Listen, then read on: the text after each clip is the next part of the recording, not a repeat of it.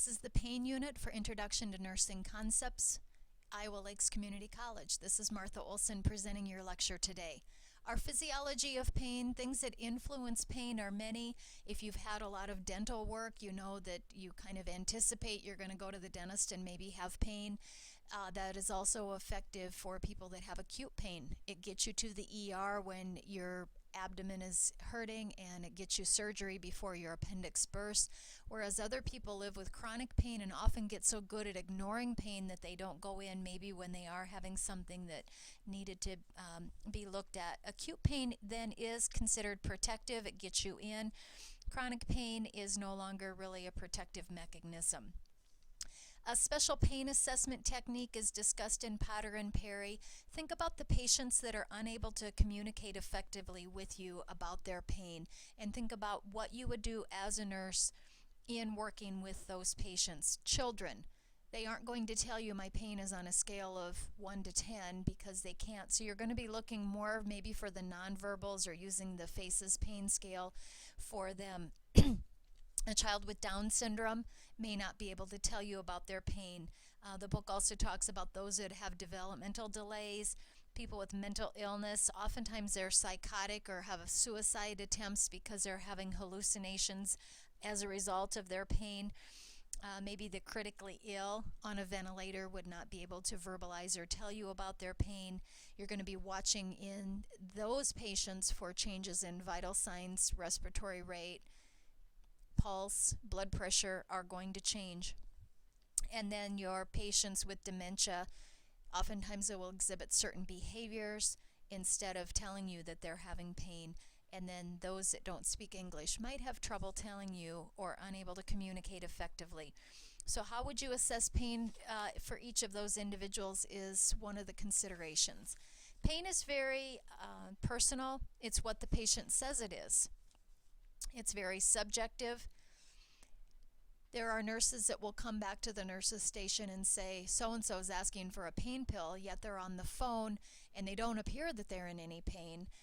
We're being judgmental at that time. We have to go by what the patient says because everybody has a different pain tolerance, and oftentimes we need to go off of what they're telling us. It can be a warning sign, like I said, of tissue damage, and it is considered one of the things that we obtain when we're getting vitals. It's considered the 6th vital sign now to assess for pain, and to be, according to JACO standards, we need to assess for that every time that we go in the room or get a set of vitals.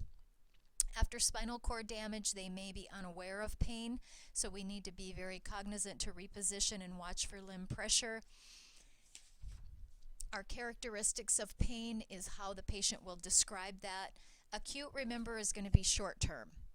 We may treat it with narcotics because it's an acute pain, but we know that they're going to go home, maybe be just taking Tylenol when they get home, whereas the chronic pain we're going to treat very differently as a result because it lasts longer than anticipated, and we want to be able to control that chronic pain in a way that will help that person. Chronic pain is arthritis. Some of our peripheral neuropathies are examples of that. And then the cancer pain, if you are working in your BSN, there is a pain class that is taught that is just phenomenal, that helps you identify and work with cancer patients to treat the pain most effectively. Bone pain is treated very differently than, let's say, a muscular pain or a organ pain that they have, and the nurses that work in hospice are very good at suggesting to the doctor what might help that patient to have more comfort instead of something else that the doctor has ordered. So the acute is self-limiting, the chronic is prolonged, it's longer than 6 months.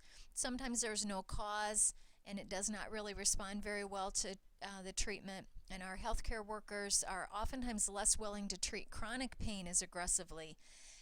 Chronic pain tends to have remissions and exacerbations, and with chronic pain there goes a lot of fatigue. You know, if you wake up every day and you have arthritic pain to every joint you have, there is a lot of mental and physical fatigue with that, as well as anorexia, weight loss. The book talks about withdrawal, a lot of depression with chronic pain, because they know that it is going to be something they have to deal with all the time. Characteristics of pain are listed there, things we want to ask them. When did it start? How would you rate it? How would you describe it? Is there anything that helps or doesn't help? And the book gives you some very good ideas of that. The other term to talk about is idiopathic pain. That is more of your chronic pain that really doesn't have an identifiable physical or psychological cause for that. Symptoms of pain, a lot of patients with migraine headaches will say they were vomiting. With very severe pain, they have no appetite. Oftentimes they will have that headache, or they're just very restless or on the call light, and you go in there and they really can't tell you what's going on, but you just wonder. That's the time to kind of do that pain assessment. At first onset of acute pain, we oftentimes see the change in the vital signs, and that may be a clue to you when you're getting vitals that maybe the pain is starting and that they just haven't identified it. Or there are some patients that are worried about addiction, and so they will not ask for pain medications unless they absolutely have to. Cancer pain is treated very differently. It's a 3-step approach.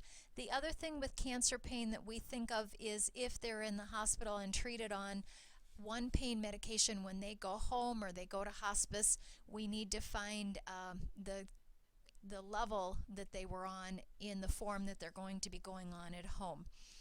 We use a lot of Duragesic patches. They're changed every 3 days. They're very easy for families or hospice nurses to administer.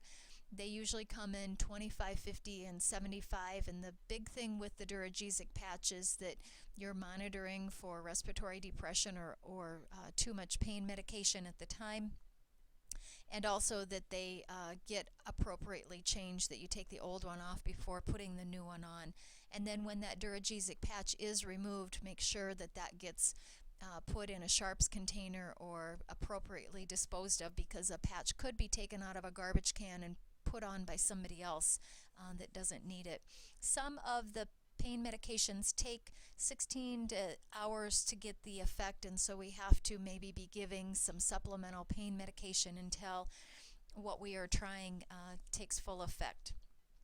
The other pain that I would like to visit about is referred pain. It's pain in an area not close to where the actual tissue damage is happening. One idea or one suggestion that I would have is a child oftentimes with an ear infection may not be pulling and tugging on that ear, but they will complain of a stomach ache when in fact the pain is a bright red eardrum.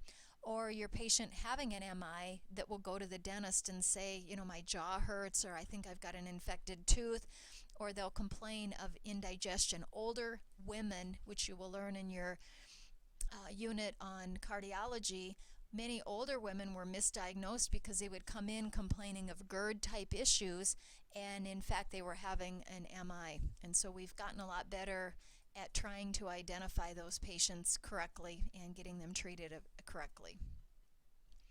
Factors that influence pain. The book talks about that extensively in chapter 43.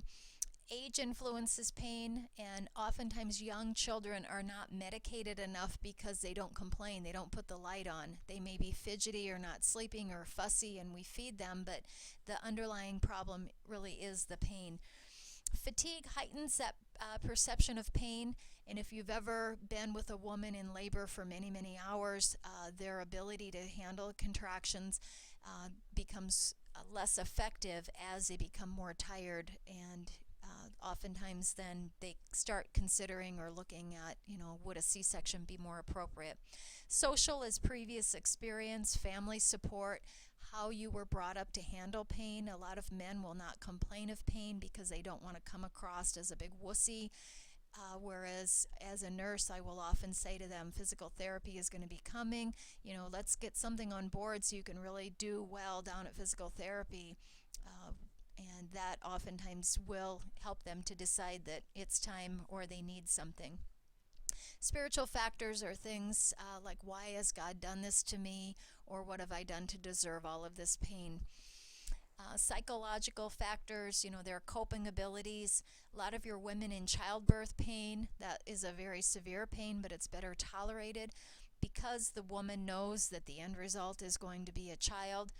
Whereas if there's a woman that has a baby that has fetal demise or has died in utero and they have them deliver that baby naturally, that can be a very long childbirth experience because they know the end result is going to be, a baby that has died.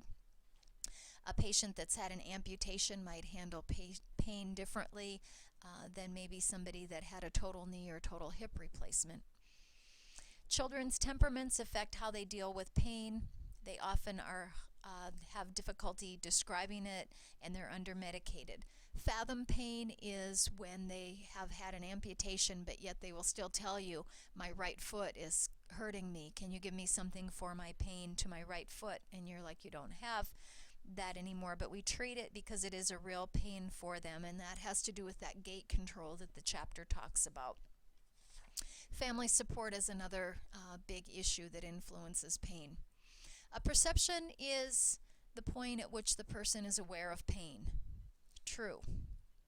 The degree and quality of pain are related to the client's definition of pain. That is also true. And the last three are false. A client that had a laparoscopic procedure this morning requesting a pain med, you assess their vitals and decide to withhold the medication based on what finding? As you look at those, we know that a pain medication is usually a narcotic, and we think of narcotics as having an effect on that respiratory system, and so a respiratory rate of only 10 per minute would be problematic, and we would not want to probably give a narcotic at that time. Maybe there's something else that would be more appropriate instead of a narcotic. The assessment of pain then is looking at their sympathetic versus parasympathetic. As I said, sympathetic, the heart rate, blood pressure, blood sugar, respiratory rate often go up when somebody is having pain. We always want to assess pain before we provide an intervention. So when a patient asks for a pain med, we want to ask, is it, where is it located? How would you describe it? Oftentimes your patients that come in and they haven't had their dose of Coca-Cola or coffee in the morning will have just a caffeine headache, and giving them something for the headache is going to be very different than maybe if they've had surgical incision pain. Our Oucher scale then is for children or people that are unable to rate that pain on a 1 to 10, and remember that's very subjective. What they tell us is what it is. We have to believe them. We have to then choose something that would be appropriate for that type of pain, deliver that within a timely manner, and then empower them. And when we empower them, that oftentimes becomes a PCA pump, so that they can push that when they feel the pain coming on, and it gives them a lot more control instead of waiting for that very busy nurse to go down to the medication room, check out a narcotic, come back with it. By then their pain is up a couple of notches and getting more out of control for them. When we assess pain then, again, we look at when did it start, how long have you had it, where is it located, how would you rate it, and then what have you done that makes it better or worse? And many of your patients need help with describing that, but we also don't want to put words in their mouth for that. 5 physiological and 5 behavioral responses to pain. Physiological, we think of dilation of the bronchial tube. Sometimes they will be panting, as we see in, like your labor patient. We do the Lamaze breathing with them. Their peripheral vasoconstriction, so they may be experiencing goosebumps or chills because of the vasoconstriction. Increased blood glucose. Your patient in a lot of pain is going to run a high blood sugar on a consistent level. Maybe they're not hungry because of the decreased GI motility. They're exhausted from the pain. And other things that we see behaviorally, maybe they're moaning or crying. They won't tell you they're in pain, but you see it in other ways. They're restless, they're refusing to get up and walk or sit in the chair, and they avoid social interaction because of the pain. Our nursing diagnosis are the last slide that we'll get to in this 15-minute segment. They are unable to sleep, sleep deprivation, ineffective protection, and fatigue for them. This ends pain session 1 for this overview and introduction to nursing. I hope you found it helpful, and we will continue on in the next segment. Thank you. Bye-bye.